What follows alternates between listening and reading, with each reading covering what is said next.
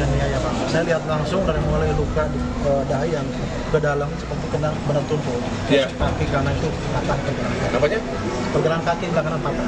Iya.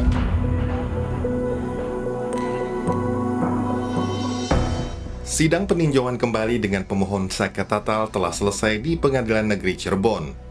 Jaksa penuntut umum menolak seluruh novum yang diajukan oleh pemohon dan tetap meyakini kasus kematian Vina dan Eki di Cirebon adalah pembunuhan dan bukanlah kecelakaan seperti yang disimpulkan oleh pemohon PK. JPU juga menilai saksi-saksi yang dihadirkan tidak relevan dengan apa yang coba dibuktikan kuasa hukum Saka Tatal. Nah, pemohon itu mengajukan novum terkait adalah peristiwa kecelakaan lalu lintas. Tentu saja kami harus menolak hal tersebut karena kami tetap sampai saat ini berkeyakinan bahwa peristiwa itu adalah peristiwa pembunuhan dan bukan peristiwa kecelakaan lalu lintas seperti yang disampaikan oleh pemohon. Sementara itu, Saka Tatal berharap permohonan peninjauan kembali dikabulkan. Mereka yakin menang dalam persidangan karena menilai semua foto hasil otopsi dan lainnya memperkuat dugaan bahwa kejadian yang menimpa Vina adalah kecelakaan. Dalam rangkaian sidang PK, tim kuasa hukum Saka Tatal menghadirkan 9 saksi fakta dan 6 ahli. Ya capek sih, cuma kan sebenarnya sih emang capek.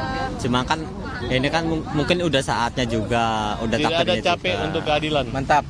Kalau Jelaskan. buat kebenaran apa sih yang apa sih yang buat dilakukan? Ya harapannya mudah-mudahan PK Saka berjalan dengan lancar dan semoga diterima. Saka Tatal telah mengajukan 10 novum atau bukti baru dalam menjalani persidangan pengajuan PK di Pengadilan Negeri Cirebon, Jawa Barat. Kini, keputusan pengajuan PK Saka Tatal berada di tangan Mahkamah Agung. Tim Liputan, Kompas TV.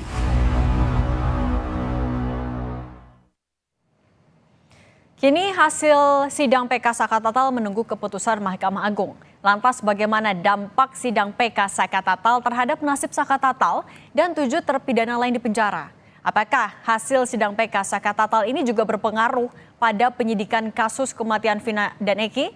Kita bahas bersama sejumlah narasumber, ada Titin Prialianti, kuasa hukum Saka Tatal, ada juga pakar hukum pidana Universitas Al-Azhar Suparji Ahmad. Selamat sore semuanya, apa kabar? Sore. Oke, selamat sore. Saya mau ke Pak Suparji dulu. Pak Suparji, ada 10 novum yang disiapkan atau kemarin sudah dihadirkan dalam sidang. Salah satunya atau 5 diantaranya adalah foto. Kalau Anda melihatnya sekuat apakah foto ini bisa meyakinkan hakim nantinya? Ya, pertama kita apresiasi upaya pencarian keadilan yang tiada henti. Namun, kembalikan pada prosedur yang benar, yaitu melalui mekanisme persidangan. Dan langkah-langkah yang dilakukan harus produktif. Dan kita tidak memberikan legitimasi atau legasi no viral, no justice. Karena itu bertentangan dengan hukum. Tidak boleh proses hukum karena viralisasi atau karena media sosial.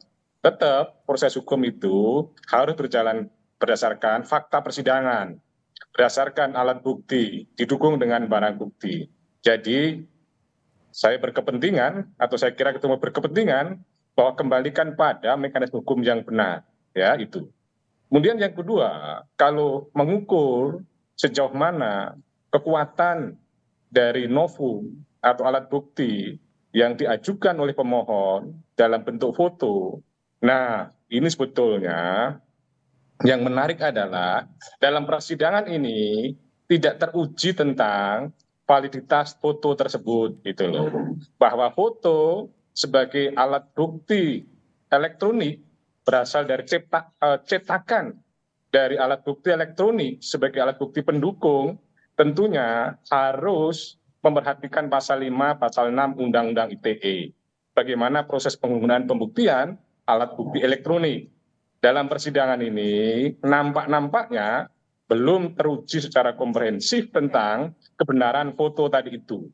Kemudian yang ketiga adalah bahwa kalau kemudian foto ini dianggap sebagai sebuah sumber kebenaran yang kemudian bertujuan mematahkan bahwa proses atau peristiwa terjadinya kematian Eki dan Vina itu adalah sebuah kecelakaan dengan foto misalnya ada daging di baut, saya kira itu salah satunya. Nah itu memang bisa saja jadi petunjuk ya untuk mendukung bahwa bukan peristiwa pembunuhan. Tetapi tentunya harus dilihat secara utuh ya bagaimana rangkaian peristiwa dari kejadian tersebut. Poin yang saya tegaskan adalah saya tidak berani berspekulasi apakah kemudian ini berpengaruh secara absolut ya sebagai sebuah novum, tetapi menurut saya adalah belum sepenuhnya ya memberikan dukungan bahwa ini adalah sebuah kecelakaan ya. Bisa jadi karena adanya sebuah kecelakaan terus kemudian jalan lagi terus kemudian ada pemukulan dan sebagainya, saya tidak tahu persis, tapi kalau kemudian mempertanyakan sejauh mana kekuatan itu masih kemudian perlu diuji. Nah, pada sisi yang lain saya kira sebetulnya ini sidang PK ala pengadilan negeri, pembuktian kemudian pada konteks BAP penyidikan, padahal mestinya kan BAP di dalam penyidikan itu BAP berbeda dengan BAP persidangan gitu loh ya. Kalau seandainya di BAP penyidikan itu ada penyiksaan, ada tekanan, ada paksaan, bagaimana dengan BAP di dalam persidangan, apakah itu terjadi atau tidak? Betulnya sederhana itu saja gitu loh ya. Oke, Pak Suparji tahan dulu, tadi kita bahas dulu soal foto yang Anda sebut tidak teruji validitasnya, belum teruji komprehensifnya. Saya mau minta pendapat dulu dari Bu Titin. Bu Titin, soal itu apakah Anda sejauh ini artinya masih meyakini kalau novum foto itu bisa meyakinkan hakim? Saya sangat meyakini Mbak, foto itu bisa meyakinkan hakim. Karena apa? Jaksa juga hanya menyatakan bahwa foto itu pernah dihadirkan di dalam berkas. Padahal saya juga sangat yakin foto itu tidak pernah dihadirkan dalam berkas. Artinya jaksa tidak meragukan mengenai otentik tidaknya foto itu, hanya menyatakan pernah dihadirkan di dalam berkas. Sementara dari gambaran 1 sampai 5 foto itu yang satu foto pertama, kedua dan ketiga itu mengenai keadaan tubuh korban. Keadaan tubuh korban yang tidak nampak seperti bekas penganiayaan. Luka-luka korban ada di bagian kanan. Kemudian foto motor yang ada goresannya dan motor itu rusak. Kemudian juga ada foto baut yang ada daging tertinggal di dalamnya. Jadi di sampingnya. Artinya itu menjelaskan secara ini memang telah terjadi kecelakaan seperti apa yang saya sampaikan di 2016 juga saya paham betul ini tidak pernah terjadi ada pembunuhan dan pemerkosaan seperti yang tertuang dalam putusan. Oke, tapi kan jaksa juga menolak 10 novum, kemudian juga karena dinilai tidak kuat kalau mau membuktikan kecelakaan. Tidak ada olah TKP juga dan polisi yang pertama kali menangani juga tidak jadi dihadirkan. Tanggapan Anda bagaimana? Sebetulnya mengenai kita menginginkan dan tim sudah mengajukan permohonan untuk menghadirkan saksi yang melakukan olah TKP, yaitu 5 anggota kepolisian, 2 dari Polres Sumber, 2 dari Polsek Talun, 1 yang sekarang berada di Polres Kota Cirebon. Tetapi sampai pada sidang terakhir, saya tidak mendapat konfirmasi apapun, walaupun surat itu sudah dikirim sejak hari Senin. Kita menghadirkan kehadirannya pada hari Selasa. Tetapi memang alasannya surat-surat yang disampaikan oleh tim belum sampai ke meja Kapolres. Sehingga tidak ada anggota kepolisian yang datang. Padahal ya pada saat sidang 2016 itu pada sidang Sakatatal 5 anggota tersebut yang melakukan olah TKP tidak pernah dihadirkan dalam persidangan. Tetapi kalau dalam sidang dewasa memang dihadirkan, tapi sidang Sakatatal tidak pernah dihadirkan dalam persidangan. Gitu Mbak. Oke, Bu Titin, tapi kenapa dari kuasa hukum tidak mencoba membuktikan alibi atau ketidakterlibatannya Sakatatal di peristiwa, tapi malah mencoba membuktikan kalau itu adalah kecelakaan? Sebetulnya ketidakterlibatan sudah dihadirkan dengan adanya saksi fakta, yaitu Aldi. Aldi yang menyatakan terpaksa mengakui perbuatannya karena ada penyiksaan yang luar biasa. Dan dia juga melihat ada melihat juga Sakatatal disiksa berserta yang tertangkap lainnya, yang waktu itu masih tersangka kan Aldi yang sudah menceritakan di persidangan mengenai fakta itu. Kemudian itulah sebabnya dari Profesor Muzakir juga, kemudian Pak Azmi Syahputra, ada kekeliruan majelis dari pada sidang penanganan perkara di 2016 itu, Mbak. Oke. Itu kan sudah tertuang di dalam keterangan saksi dan ahli-ahli profesor yang kita hadirkan. Oke, Pak Suparji, kita kan sekarang tinggal menunggu hasilnya. Kalau Anda melihatnya, apa dampak hukumnya, apapun hasilnya nanti diterima ataupun juga tidak, apa dampaknya ke 7 terpidana maupun juga penyidikan yang saat ini masih berjalan? Ya, tentunya satu perkara pidana itu kan bersifat kasuistis ya. Artinya seandainya ini dikabulkan ya, bagi terpidana yang lain ya itu menjadi satu novum ya, menjadi satu bukti baru bahwa fakta-fakta baru yang kemudian menjadi dasar untuk mengajukan PK berikutnya. Artinya tidak bisa secara otomatis gitu kemudian mereka bebas ya, tetapi harus ada proses hukum yang harus dilalui mekanisme PK berikutnya. Nah, kalau seandainya misalnya ini ditolak, itu pun juga tidak menutup kemungkinan bagi terpidana yang lain untuk mengajukan PK, karena bahwa meskipun ya ada peristiwa yang sama, tetapi kan tingkat perbuatannya, tingkat kesalahan, tingkat keterlibatan orang itu bersifat masing-masing, bersifat kasuistis. Jadi mengukur dampaknya itu akan sangat dipengaruhi terhadap para yang mengajukan PK berikutnya, terpidana berikutnya nanti. Jadi kalau terpidana yang lainnya saat ini juga sedang menyusun PK, maka akan mendapatkan dampak ya positif atau kemudian dampak yang bagaimana tergantung dari upaya hukum luar biasa berikutnya. Nah, tergantung juga terhadap proses penyidikan yang sedang berjalan. Dan ini menjadi satu hal yang kemudian misterius gitu. Sekiranya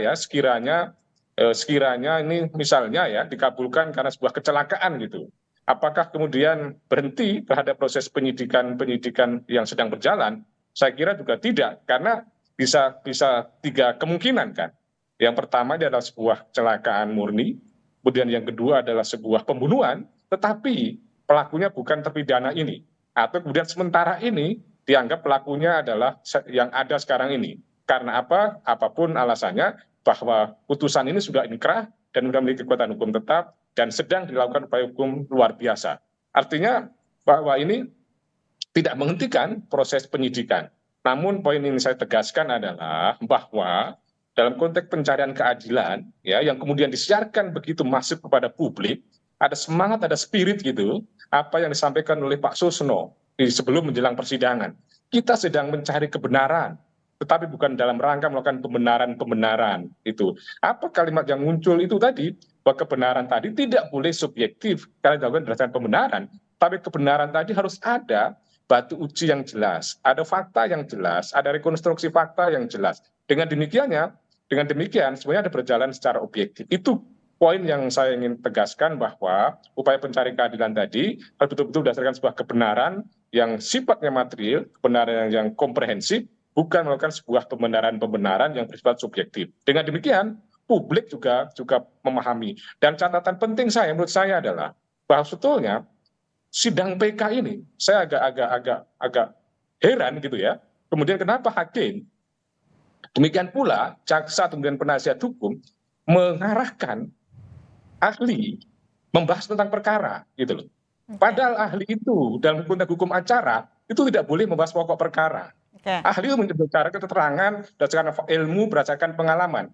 Saya sudah 400-an kali jadi ahli, tidak pernah membahas ahli itu dalam konteks pokok perkara. Maka itu perlu diluruskan dalam konteks hukum acara gitu loh ya. Oke, baik. Saya mau balik lagi ke Bu Titin. Bu Titin, kita kan sekarang tinggal menunggu apakah nanti PK ini dikabulkan atau tidak oleh hakim. Tapi kalau dari kuasa hukum Saka Tatal sendiri, apa upaya hukum yang sudah diantisipasi atau disiapkan menjelang apapun hasilnya nanti, Bu Titin? Kami hanya sekarang seperti Saka Tatal juga kan persidangan sudah selesai, Mbak. Jadi kita sih mencoba menguatkan Saka apapun hasilnya, tetapi dari persidangan kemarin itu kami sangat yakin Saka Tatal juga bakal dikabulkan dan Saka Tatal dapat merehabilitasi nama baiknya. Mungkin yang langkah ke depan belum kami pikirkan, Mbak. Cuman memang saya dan Saka Tatal dengan tim yang lain juga sedang mempersiapkan. Kita akan berangkat besok karena juga mendapat panggilan ke Mabes Polri. Itu saja sih. Saya udah tenang dulu karena Sakatatal juga akan menghadapi pemeriksaan, yaitu dimintainya keterangan sebagai saksi atas laporan yang sudah dikirimkan suratnya kepada kami. Jadi memang walaupun ini belum tenang betul karena memang ada masalah lain yang sedang kami hadapi, walaupun tidak berkaitan dengan Sakatatal, tetapi dia diminta hadir untuk memberikan kesaksian. Oke, baik. Kita tunggu artinya nanti hasilnya seperti apa dari PK Sakatatal. Terima kasih Bu Titin dan juga Pak Suparji sudah berbagi di Kompas Petang. Sehat selalu semuanya.